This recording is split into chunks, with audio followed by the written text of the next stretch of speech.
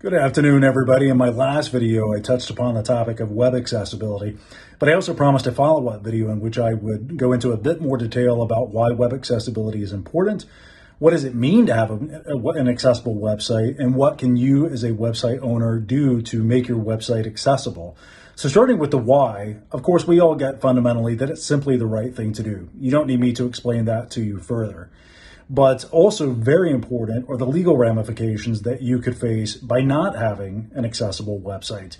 The American Bar Association, for example, cites more than 8,000 lawsuits that were filed between January 2017 and December 2020, all related to website accessibility. Going into what it means to have an accessible website, let's start with text on your website. Of course, you want it to be large enough to be naturally readable by anyone, much less someone who may have a sight impairment.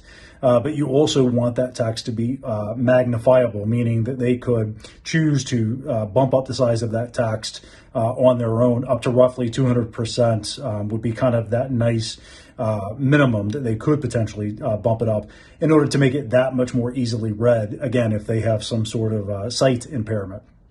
But we would also look at things like color contrast, especially when you think about text being on a colored background.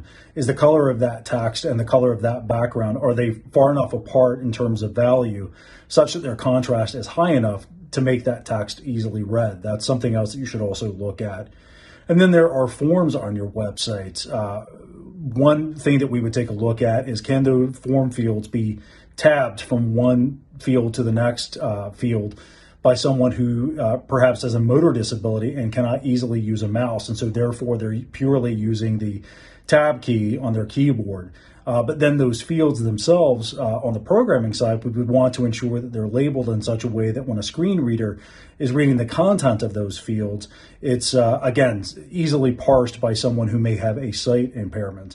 And then there are things like alt tags on images. That would be done on the back end of the site when the site is being programmed or an image is being uploaded to the website. You would add an alt tag to that image, and that allows screen readers to read the content of that image, however you've described that image, to someone who perhaps cannot see that image, once again, because they may have a vision impairment. And the bonus with a lot of what we would take a look at in terms of web accessibility is that it can also impact SEO or search engine optimization. So you kind of kill two birds with one stone through investing that time and those resources into ensuring that you do, again, have an accessible website. So there'll be one more video following this one in which I'll kind of wrap this topic up. But in the meantime, down below, feel free to ask any questions, offer any comments. I'm more than happy to take a look at that and offer to you what additional information I can as it relates to website accessibility. But until that time, thank you so much for your attention, and look forward to seeing you again soon.